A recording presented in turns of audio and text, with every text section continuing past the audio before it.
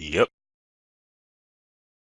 Today talking to Daniel Sussman about Rock Band. You're the Rock Band team, correct? That's right. I'm the product manager for the Rock Band 4 development team. Okay, so how long has Rock Band 4 been kept under wraps? We had a team working on some prototypes over the summer, sort of early summer, May, June, and then really when we put a leads team on it in July, and that was when a lot of the sort of the vision for what we're working on really formed. And that was the moment where we felt like we were confident enough in our creative vision to make this thing worth doing, which was really a big deal for the studio. We didn't want to just do something, boring. We felt like, we needed to innovate in the space, and so we needed to, innovate in ways that would really push sort of the whole genre forward, as well as solve a lot of very gnarly technical problems around sort of the platform itself. Thinking about how we're going to get our DLC library moved forward to the Xbox One and the PS4, how we would be able to support entitlements for people who already own a lot of songs so they didn't have to buy those again, figuring out the hardware piece. There were a lot of moving parts that we had to figure out. It's like huge moving parts. Yeah. And then there's all the new stuff that, we're not talking about specifically here. We're holding a lot of that back for E3. Okay. But we have some really amazing new gameplay that we're super excited about. Okay, because I watched that 5-minute video that you all put out, and I remember somebody saying a lot of things we wanted to put into the other games we just weren't able to do. The technology just wasn't there, the systems couldn't handle it. That's I'm right. very curious to see what those things are. Of course, you can't tell me what they are because I'll be letting the cat out of the bag, but if you could hint, that'd be great. Yeah, I mean, the funny thing is, we went back and played a lot of Rock Band when we, it's like the way that we got ourselves back into the mindset was to go back and play Rock Band 1, 2, 3, and, those games are so fun, and we feel like they, there are so many things that we did very well, and at the same time, there were a lot of areas where I felt like we didn't really deliver on the band simulation in ways that we could have. The way that a lot of the interpersonal dynamics. One of the things that, as a musician, it's really fun for me to play with people who are listening to me, right? And when I'm playing, I'm very aware of what everybody else in the band is doing, and that's one of the magical things that happens when you play music with people. And then you get Rock Band where, it's basically 4 people doing their own thing, and they happen to be in the same room. And that's not how music is, right? And so there are a lot of things that we can do in the game design space that reward players for paying attention to other folks in the band. And we have some great ideas there. Another area where I felt like Rock Band fell short was in sort of the realm of creative expression. It's like really a game where you're doing, you're having a lot of fun. You feel like you're playing a lot of music, but in fact the song sounds the same every time you play. And wouldn't it be great if, as a player, you could, put your own thumbprint on that song and kind of make it your own? And when you say that, the first thing that comes to mind is some of the things you're able to do in Fantasia.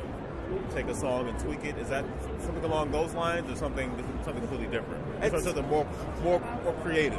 That wasn't creative. That game was all about creative expression, and in fact, one of the interesting things about the studio is that in the time where we were not making Rock Band, we were making really interesting things, and Fantasia, A City Sleeps, all the stuff, even the amplitude Dance stuff. Central Spotlight. Oh my goodness, we were solving problems with DLC and DLC entitlements on Dance Central Spotlight. That there's a lot of experience that we got in the work that we were doing that I think stretched our sort of abilities in a great way. It prepared you for the upcoming challenges you're going to that you're having and with Rock absolutely. Band. So how hard was it, without saying too much, working with the music studios and the owners and the rights owners to kind of say, hey, we worked together before, but things worked out well? We have great relationships in the music industry. It's actually one of the kind of strengths of our studio is the quality of our relationships with first party. There are things that we're doing that we couldn't do without them. On the DLC side, on the hardware side, supporting legacy hardware is something that is really hard, and it's actually a lot of work by the folks at Microsoft and Sony. And so we have great relationships there. Our relationships within the music world are amazing, and that it helps us both with with all the old stuff, the thousands of songs that we want to bring forward, and then also all the new stuff that we want to do. Now, that 1,000 song count, is that including some of the Rock Band Network stuff, or that's just the official DLC from you all? That's the official DLC from, that we licensed. there's a lot of great stuff in the RBN catalog that we want to bring forward as well, and we just have to prioritize the sort of order of operations. Gotcha. We just don't have time to do it all. Yeah. So not at launch, obviously. Not at launch, obviously. Yeah, but eventually, I look forward to having the full catalog available. Okay, I'm going to say a dirty word. It's synergy. You mentioned, everybody has their own music track, and they're just focusing on that. Are you thinking about ways you can interact more with the other players that are like more realistic and less gamey, not like handing a power-up over, but more something that would actually happen within a band? That's exactly right. Thinking about, the relationship between a bass player and a drummer, or thinking about the role of a singer as sort of a charismatic front person for a band who's, calling people out in the band and talking to the crowd and doing all that kind of stuff. That's a hint. It's there's a lot of, we have a lot of ideas, and for me it's we have obviously we have all the old games in the studio, but the stuff we're working on now, it's making all of those old games feel old-fashioned. It's like it's hard for me to go back to Rock Band 3 and I'm like, hey, where's all this new stuff we're doing? It's actually it's a game changer. And that's exciting. I'm pretty excited about it. People are very happy, especially when the announcement came out and you all said this up front. We're working on getting DLC hardware. We're working on it. We'll see what happens. Yeah, totally.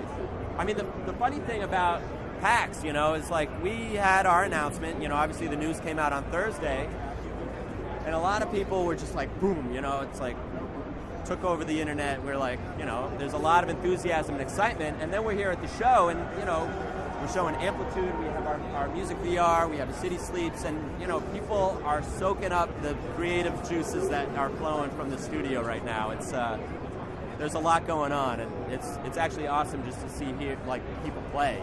It is. I just wish that the Connect had been in a better position because I really enjoyed Dance in the Spotlight. I really thought Fantasia was a ton of fun. Yeah, I still think it is fun. It's just a shame that things happen in terms of hardware that's being sold and available that not as many people get a chance to try it out, and that's unfortunate. I'm really proud of the work that our team did to pioneer gameplay for that device. At the end of the day, I think software sells hardware, and there were not enough games, and not enough great Kinect games to make it work. Yeah. And we did our piece. We were at the front of the line. And I think we did a lot of really cool things. But at the end of the day, those are calls that Microsoft has to make. Yeah, and it's also exciting to see that you're doing the VR thing now, just branching out and doing some different things. That's Absolutely. Cool. Well, it's a great time for the studio. We have a lot of very interesting products in development, and the Rock Band team's very motivated, but also all of the other things that we're working on. It's just there's a lot of creative action, which is really fun. You all kind of feel like you're back in your groove. Absolutely. Good. We talk about kind of what it means to be independent right now, and the thing that is the most exciting is the fact that if people on the team have ideas, games they want to make or ideas that slot into a game like Rock Band or whatever, we can build them. There's no space between sort of the idea and the implementation. If it's a good idea, we're going to do it, and that's really exciting. Good. I look forward, and it is coming out this year, which is... That's right. Wow. Rock Band 4 on the Xbox One and the PS4 later this year. Oh, that's exciting stuff. And I actually did Kickstarter Amplitude, so I'm looking forward to that as well. Are you coming to the party tonight? I didn't get a ticket. Yeah, they sold out. We sold that party out in 5 minutes. It's crazy. And then more tickets came out. By the time I heard about it, they were all gone. Yeah. So, but thank you for your time, Daniel. All right, it's been a pleasure. Appreciate doing the interview. All right. Thank you.